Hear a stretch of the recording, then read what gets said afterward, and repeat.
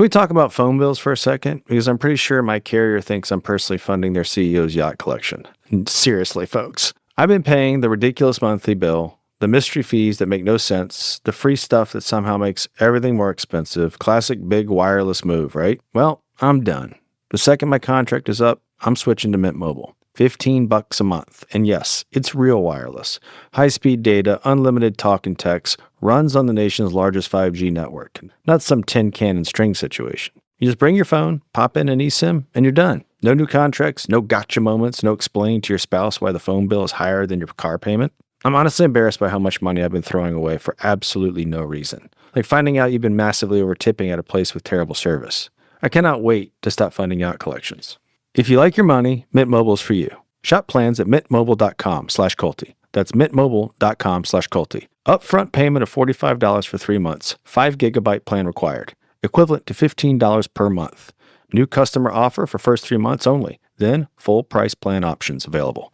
Taxes and fees extra. See Mint Mobile for details. This podcast is for informational purposes only and should not be considered legal, medical, or mental health advice. The views and opinions expressed do not necessarily reflect the official policy or position of the podcast and are not intended to malign any religion, group, club, organization, business, individual, anyone, or anything.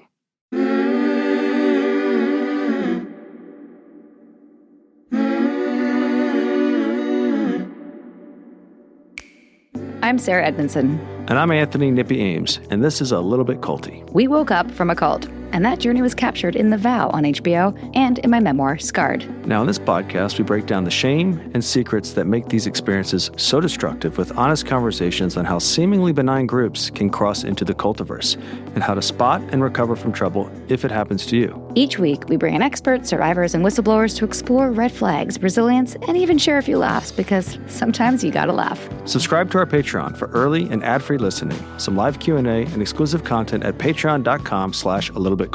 Welcome to Season 8 of A Little Bit Culty.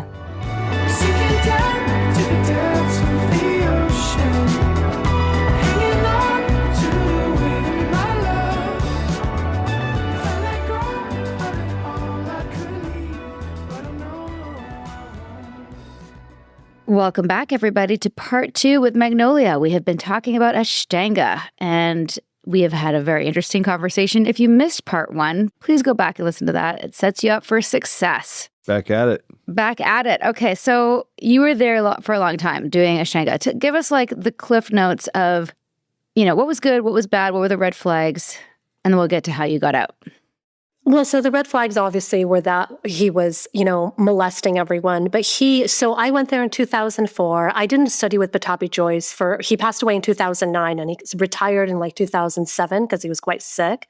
So I didn't spend, that much time with him. But after that time when I told him no, then when I would see him later, he would open his arms really wide and say, old student, and he would give me a hug. And I was not an old student. I was actually a pretty new student to him, but I felt like we had a kind of closeness and a kind of agreement. So I felt safe. But again, I look back on that where it was like my priority was taking care of myself because some women liked it, some women hated it, some women laughed, So I realized that I couldn't be bothered with that. I had to take care of my own boundaries. And that was enough for me at the time. Now it's not enough for me. Now I see the problem with the system where it's so self-centered that you can't even realize that it's harming other women and then walking away at that point, And then I continued practicing with Sharat. And then he certified me in 2015, which for me was just the ultimate. It was everything I had been working towards. I was just over the moon. Now, about this same time, I was, like I mentioned earlier, I was researching the history of Ashtanga yoga. And I worked my way from interviewing Mr. Sharma, who was Krishnamacharya's student, and I worked my way interviewing up to those first generation practitioners. And so I was interviewing one of the first generation practitioners, and I asked him, I said, now what about the adjustments? What about the sexual assaults? And he said, what about them? He said, I was the main photographer at that school, and I am sitting on hours and hours of footage of his adjustments that will never see the light of day. And I said, why not? And he said, because people wouldn't understand. People wouldn't understand what they're seeing. And he said, I made sure that no other photographers were allowed in the shala. He's like, I was nicknamed the pit bull of the shala. And I didn't let anyone in there because they wouldn't understand. So that's when I realized that it was much deeper, that it was actually a cover-up by these first generation who, now, he did not call it sexual assault. He called them adjustments. He said they could have been inappropriate, but you know what? We were all adults in there. And, a lot of these older generation would say, yeah, well, there was this one woman who would show up without underwear, and she would be doing Uttita Hasta Padangustasana without underwear. Like, she was asking for it, just typical. Leg out to the side. Yeah, exactly. So, you would hear these stories and these were the justifications. And this brings me back to this idea of choice feminism, because choice doesn't happen in a vacuum. We come to our nervous system comes to these systems already prepped and prepared because our choices are shaped by our economic, history, religious history, even medical history, social conditioning. Choice doesn't happen on its own. It happens because a consequence of a series of conditionings, events, trauma, etc. So, the victim blaming was, so it was this bittersweet time where I was like, I'm getting certified and I'm realizing that this is worse than I thought. And then Me Too happens. I had this question in the last episode. It dawned on me, I don't think these people think what they're doing is wrong. No, they don't think they're doing anything wrong because, as long as they keep to their practice and they just mind their own business, then they're, everyone has to take care of themselves, like I said. It's justified. But I think it's justified. But I think mostly what it is, it's not that people want to know the truth. It's not about that. It's that I think people want belonging more than they want to do what's right. People want belonging more than they want to be ethical. I think that sense of belonging and identity, because you brought this up earlier, Sarah, how that sunk cost, how you just spend years and years preparing. And when you're not in India, you're preparing for your next India trip. You mentioned doing what's right. Doing what's right requires a major inconvenience in your own life and a new course. For sure. Where you have to really give up a lot of your comforts and inconvenience to really stand for the principle, what you're doing, what we had to do. And not many people want to do that. They don't want to give up their comfort. You have to give up your social capital. And equity. That's what that belonging is. It's social capital. It's social power. Especially for those that have been, like me, I was certified. I was decades in that, and I had to walk away. During Me Too, there were a few women that, very early on in Me Too spoke up against Pattabhi Jois. And I thought, great, finally, let's talk about it. It's out in the open publicly. And I was really shocked, but with the exception of me and maybe two other women, and I'm being generous because I feel like I have forgotten that other woman, but I think it's just me and one other woman that said that were actively in Ashtanga, that were teachers, that said, yeah, this was happening. The victims are right. Absolutely it happened. We saw it happen, right? The majority of practitioners, the women that I saw bury their heads in his shoulder, sobbing, extravagantly while he's massaging their buttocks. One of them wrote a blog post immediately saying that, well, this was multiple female practitioners saying that, I've been raped and I know what that's like. Oh, man. This was not it. And that really sent me, but because it was like, oh, so you're setting the threshold. You're setting the global threshold for all women as to what assault is. And you're the gatekeeper. Yeah, you're the gatekeeper of that's assault, that isn't. Fuck you, that woman. Exactly. And this was multiple different with certified female Ashtanga teachers that are still practicing and teaching Ashtanga today. I was getting invitations to, like, I was hired in Hong Kong to teach for a year. I was hired in Tokyo multiple different times. I would go there every year, in France. So I got to travel the world. So when you're certified Ashtanga teacher, it comes with these automatic doors opening because there aren't many certified teachers in the world.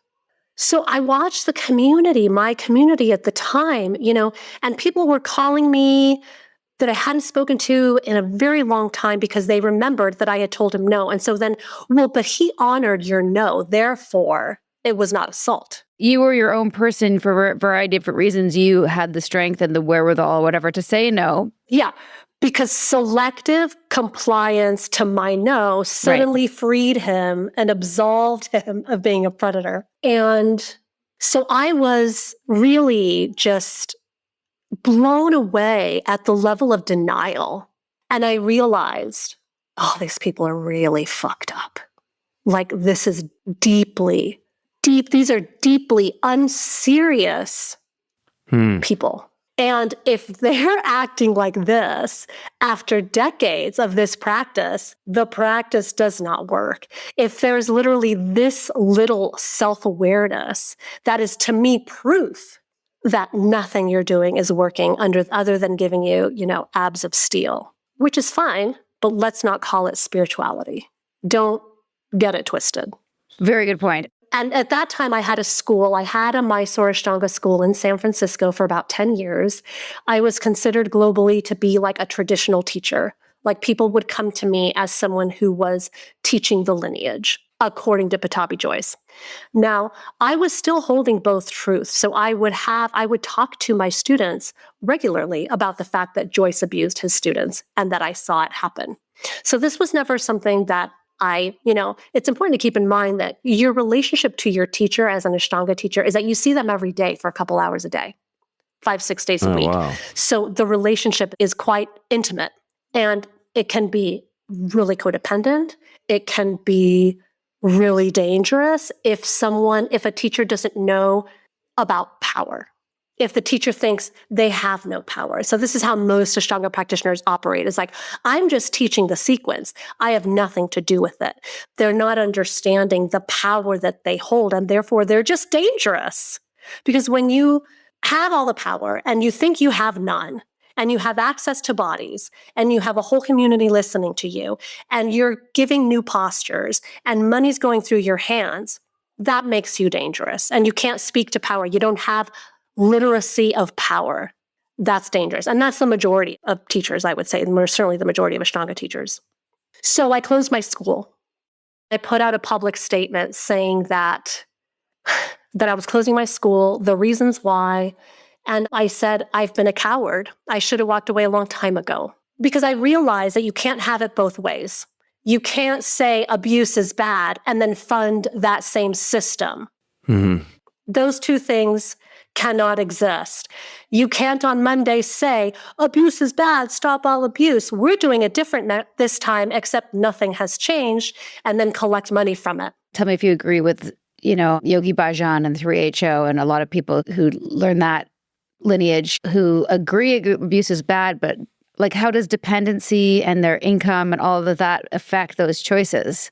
You know what I mean? Like, they recognize it's bad, but they want to do something different, but yet it's the only thing they know how to do, and that's what they get paid for. Well, it's kind of the pouring of concrete metaphor. Right. Like, you mix all the ingredients in, right? You pour the concrete. You can't really go back and unmix the ingredients. If yoga from Western culture has bad ingredients in it, it's going to be hard to course correct with all those seeds of abuse in it. I mean, I see it similar to both the Democratic and the Republican Party. Like, it just can't be reformed from within. Like, these are corrupt systems. These are deeply corrupt systems, and there needs to be, there are so many Ashtanga teachers that are like, they brand themselves as like, I'm trauma informed.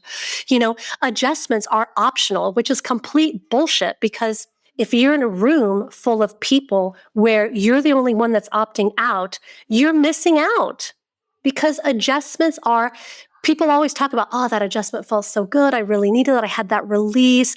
Adjustments are part of the practice that help you go deeper, to deeper understand your breath, to deeper understand your body. It's a fundamental part of the sequence. So to opt out You can in theory, but in practice, you are going to be completely isolating yourself from not only the social construct, but also the possibility. And that's a promise of love. And that's hard to ignore. So, we have these rebrands and, so after this, in last September, when these allegations came out and these 200 plus teachers signed this document, this horrible document that said, we're just now talking about this. Like I said, there were 200 plus teachers that signed this. So many of those teachers I had talked to about this in 2004, 2009, Wow. 2015. 2016, and they're signing documents saying, we don't really know what to, now their guru's dead. He died,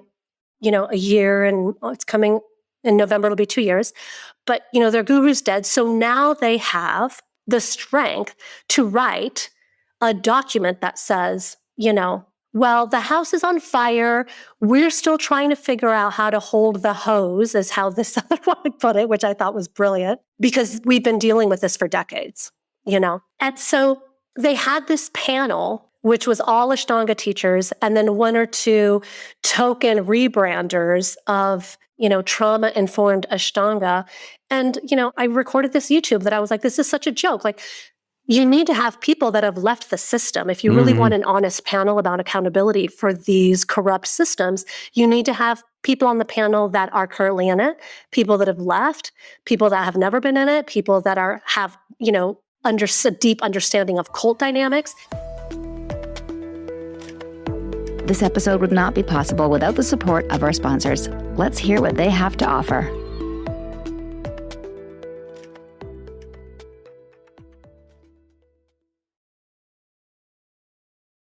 Did you skip over all the ads? We hope you didn't. Thank you to our sponsors, and thank you for listening. Now, let's resume our culty convo. I love adjustments.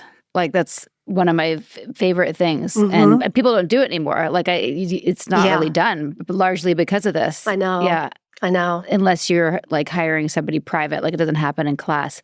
Can I tell you a really funny sidebar tangent? You sure it's funny? I think it's funny. If it's not, our editor will cut it out. Because we've been here before. So. We'll see. So, as I mentioned, I've been practicing all different kinds, but never like stuck to a lineage. But I was doing a retreat through my yoga studio back in Vancouver. It was called Y Yoga. It's like not a lineage. Like after what you're talking about, it definitely pulls from Ashtanga. Like it has flow and power. Were you going to say something about Y Yoga? Do you know Y Yoga? No. Oh, okay. It sounds familiar, but it's kind of like corporate bougie, like not lineage. Anyway, I was at a retreat. It must have been 2012, and I was deep in NXIVM. Do you know about our story, like NXIVM?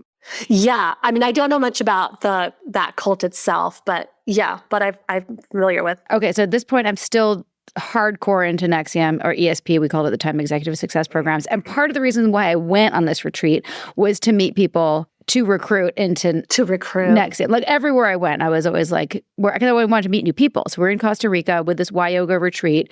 We're trying to recruit the teachers. We're trying to recruit the students. We're trying to recruit. And there was this other group from Jiva Mukti that was at the same place. And so I was talking to them, and I had also done, what's it called when you're pregnant?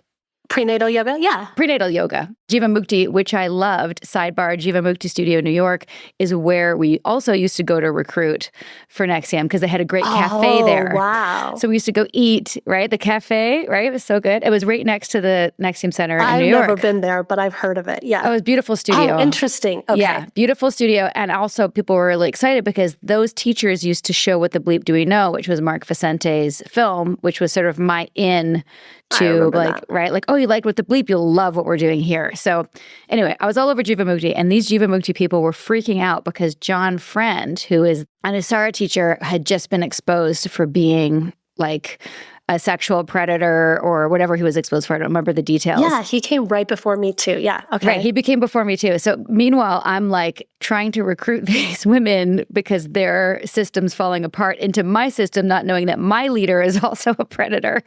So it's like oh my gosh. All of these predatorial yogi spiritual groups explosion in one place in Costa Rica. Anyway, that's my story. Yeah, well, I mean, it's funny in a very sad way because Yeah, I imagine that is how it would be everywhere. Well, it's rampant. And the thing that we've come to realize too is you can be in something cultish and be totally able to see how someone else is in something cultish. Yeah. Right? But not yourself. Yeah. It still goes on. I would talk about it with someone like, are we in a cult? And we would just, we're choosing to be here. That we would always kind of come down to that. Like, but we're choosing to be here. So it can't possibly be, the word cult, the understanding was always around, you're being forced, you've been kidnapped and forced. And I was not coerced at all. I was very much happily going into these systems. And that's not the only, I was a little bit in Bikram, and then I went on to a different cult of the Bihar School of Yoga.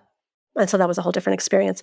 But so then I closed my school, and then I started studying Ayurveda more formally in order to start treating people and working with people. And that's what I did. I went back to school. It took me 3.5 years. And now I have a practice. I'm here in Albuquerque, and I still teach yoga. So I teach one public class a week, which is just like, just drop in class, just, there's music and all that.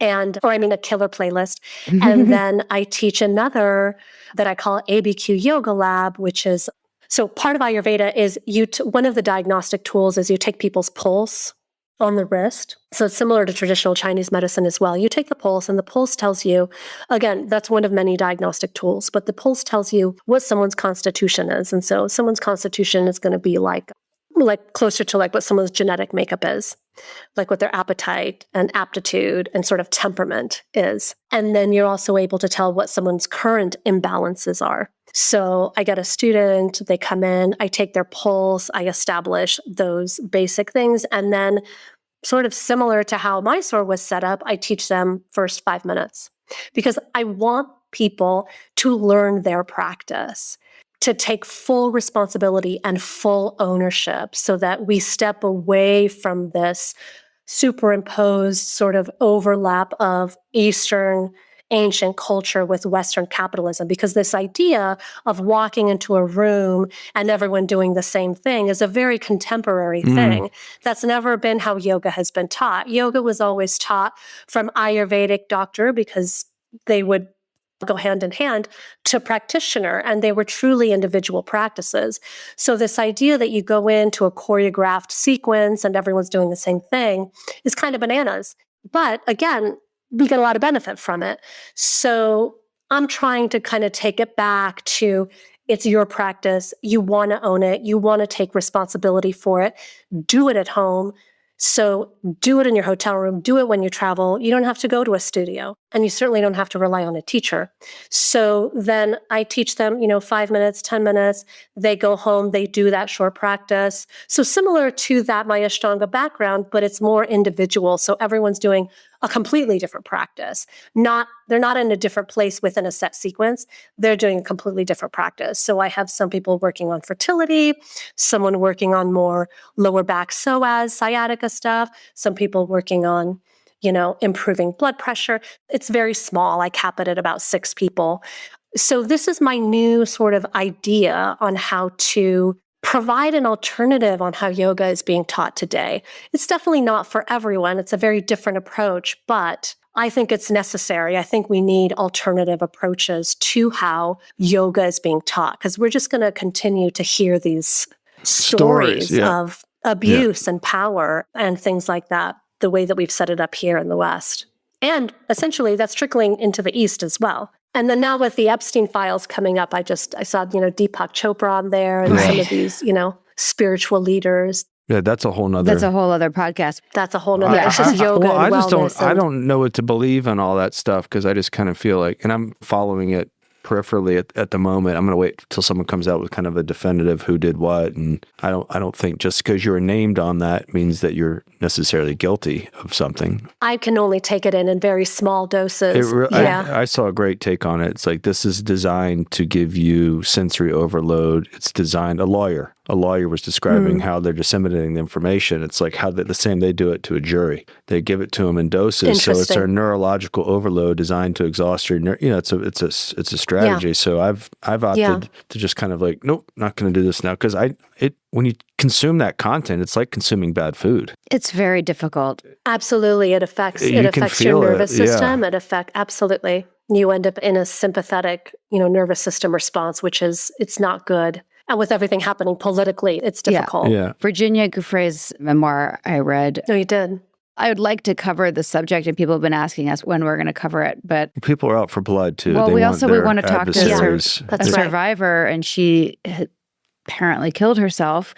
So we were thinking about maybe talking to her co-writer, who was sort of, was in there with her, trying to hash out all these different memories and put it in a, linear form for the book. Even talking about this, I'm kind of confronted with the same problem about putting content out there that doesn't move the ball forward. It contributes to the salaciousness of it because we have a podcast. 100%. And the more salacious you are, the more clicks you get, and there's money in it. And to me, the whole thing is just the incentives are off, and it's just I'm not willing to participate in that way. Are you familiar with Guy Lucas's work? No, tell me. Anneke Lucas.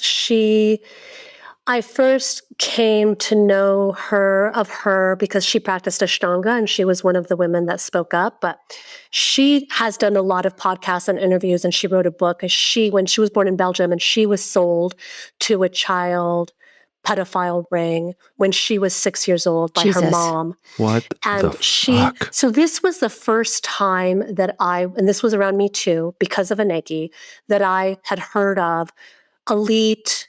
Her story is all about the elite, the government, European government, and her travels to the United States and satanic rituals. So that was the first time that I became privy to that I heard about that. Please connect us. Oh, I don't know her personally, but I can send you I'll look her up. Yeah. Anneke Lucas. Okay. I can't listen to her story for long.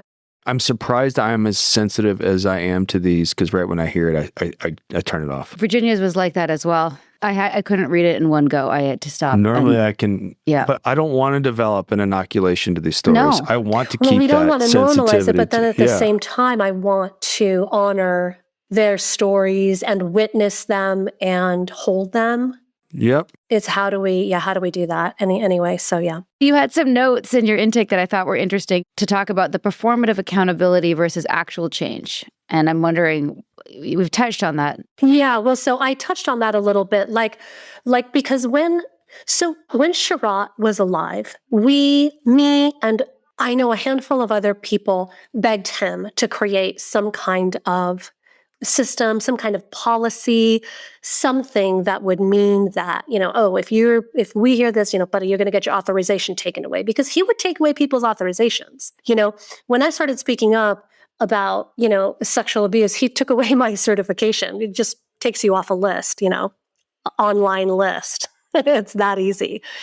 But when it came, so we begged him, and he didn't do anything. So one of the things that really upset me about this letter, so in September, I've always been pretty outspoken, on social media and whatnot, about Ashtanga. But in September, when I heard of the recent allegations, and then I saw the letter that these practitioners put out, because it was something, they would have never done that when Sherratt was alive. And then one of the first sentences was honoring their guru who passed away, and they're all still in pain because he's passed away. And I thought, how are you going to, in a letter that's supposed to be for the survivors, honor the person that refused to hold anyone or anything, put anything in place? The one person that could actually protect people in any way refused to.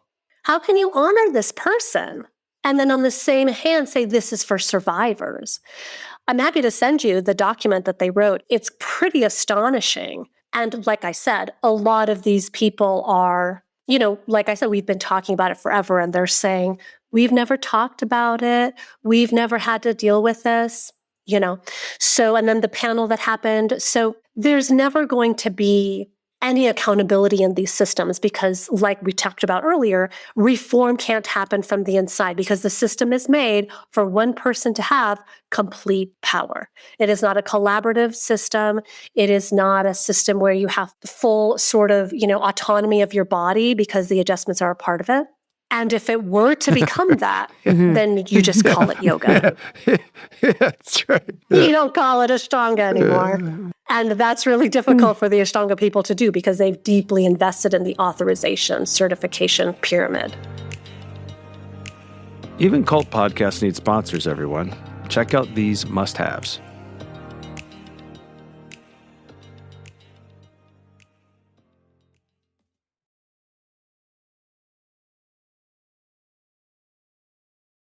Sponsor break's done. Now back for more culty stories.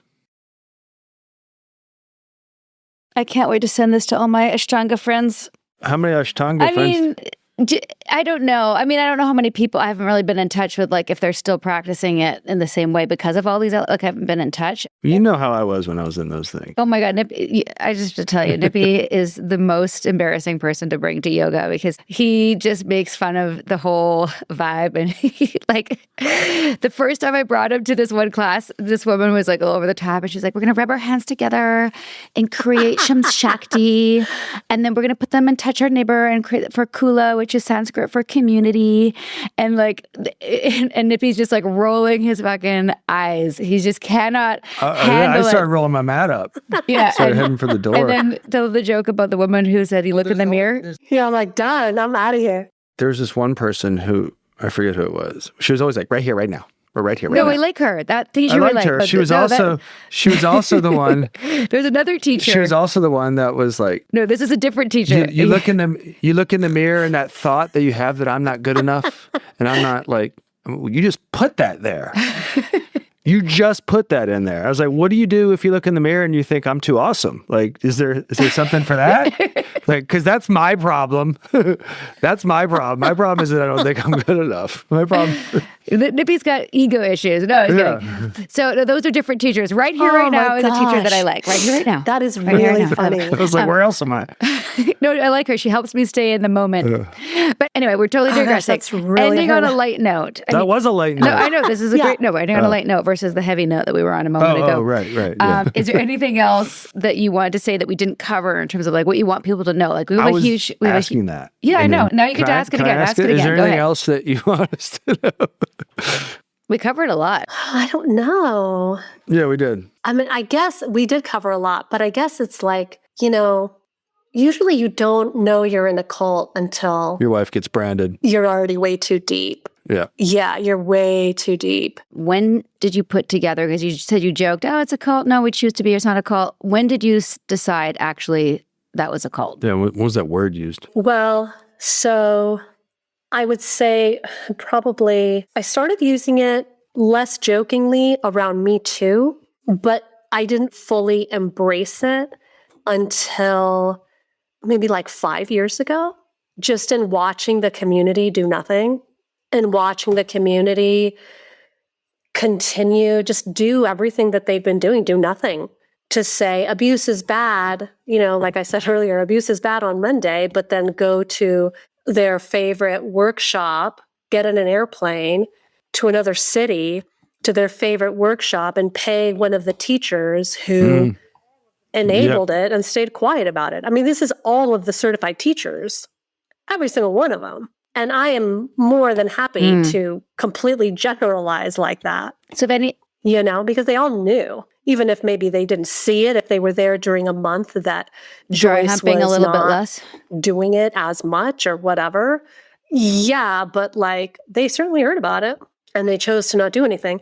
But also, I think what happened also because one of the things that happened right before Me Too, I was speaking to this really very famous Ashtanga teacher in London. And this is what the men of Ashtanga yoga do. And it might just be all men in yoga, except for Nippy. But, they get this like really gentle face. Oh my yeah. God, don't even get me going. yeah, So definitely not They're Nippy. really good listeners. What? Oh, that's terrible. Yeah. They really seem like they're listening and they're like, oh my God, So, and I really thought, he was a friend of mine. And so we talked, we were like at this little lunch spot, this smoothie shop close to the Shala. And we talked for hours. And I told him about everything that I witnessed. And I told him when. And again, he's very famous, has a lot of influence around the world, was certified eons ago, just whatever. Did he go like this? Yeah. Yeah. Really that far off Oh my God. male yoga look. I'm like, oh. And then he goes home back to London where he's adored. And Me Too breaks out. And he's one of the first to release a public statement. And he starts it by saying, first of all, these abuses happened in the 70s and 80s. He completely ignored and dismissed my testimony that it was happening in 2004, that it was happening in 2005. He just conveniently erased my story. Everyone that I spoke to erased my story deliberately because it just was not convenient for them. And this is what the men of Ashtanga yoga did, is they were more invested in being liked than they were in being community oriented. I mean, I remember talking to this one guy who said that he would watch Pattabhi Jois sexually assault his girlfriend that was practicing next to him. And while he would sexually assault her, he would look in his eyes and sneer. Ugh. I call them sacred stories because people really held on to these. But I would ask people and I would talk to people about their stories. And I wrote about it on blogs. And these stories need to be told. Famous British certified Ashtanga teacher. And there's 5, and we don't have to name any names. So we'll just leave it at that. But I don't know enough. That's what my Does he Google have a came man up bun? with. Does he wear a man bun? No, I think he's like probably bald by now. Okay. I thoroughly enjoyed this conversation. I learned a lot. Yeah, I feel justified in my stance on yoga somewhat right now, although I do like Oh, it. thank you. I like talking to you too. Well, here's what I understood. I just saw from- through some of the... Here's what I understood from our conversation is that I should not try to drag Nippy to the flowy kind because the yoga studio that I go to, which by the way doesn't even say namaste at the end because they're trying to really like not do any of what the... she said about where I am and like... Yeah, well, for your constitution. Yeah. It doesn't go well for your constitution. It does really good things for my constitution. I love to sweat at that level. I love what it does for my heart I like rate. sweating. And I feel so good after. But, not going to drag you. That's jumping rope for me. Yeah. Sidebar, I would love to talk about our pittas and our, what are the other ones? Pitta and... Yeah, it's Vata, Pitta, and Kapha. Yeah. No, I know this. Yeah, what are you? The Ayurvedic? Yeah. What are you? I'm Pitta, I think. Yeah, that's right. What am I? Well, it's a guess, but just I would say Vata, Pitta. I think so. It's been a while since I looked at it, but I believe so. I'm just repeating what someone told me 15 years ago. Thank you so much. Loved it. This has Thank just you been so much. so great. That was fun. That was it was great. really You fun. two are so I hope cute. that I people love it. listened. We try. Wait till we hit stop. And I will send you a copy of the memoir, but I'm also going to send you a copy of A Little Bit Culty. And I think you'll appreciate I'm so excited. Yeah. So are we. You'll appreciate the chapter on yoga. Okay, well, I'm totally going to put it on. Yes. Thank you so much for your time. You're a wealth of knowledge. Your bravery is very inspiring. And I hope this episode really causes people to question their yoga lineage if they need to and think about where they're putting their money in terms of studios and Thanks, teachers. Sarah. Yeah, me too. Awesome. I hope that too. Please keep in touch, okay? Will do. Okay. Bye.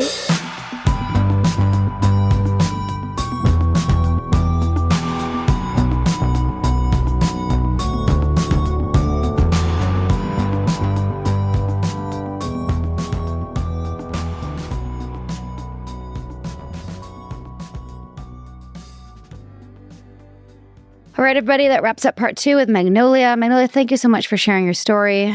We That was learned great. so much. I love people that can just, boom, wrap it off and you learn. I just kick back. Smoke a cigar. It's like a documentary for me, Yeah, you know? and some laughs along the way. Yeah, a couple laughs, you know? I manufacture laughter. That's what I do. Let us know what you think on Spotify, on Instagram, Patreon, if you're part of that community. And otherwise, we'll see you next time on Bye-bye. A Little Bit Culty. Sinking down to the depths of the ocean, hanging on to the wave of my love. If I let go of it all, I could leave, but I know I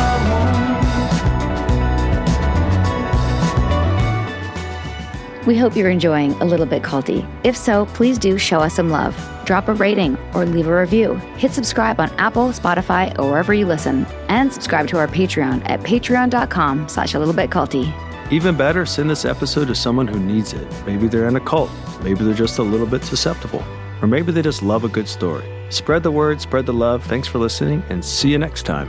A Little Bit Culty is a Trace 120 production. Executive produced by Sarah Edmondson and Anthony Nippy Ames in collaboration with producer Will Rutherford at Citizens of Sound. Our co-creator is Jess Temple Tardy. Our production coordinator is Leslie Dinsmore.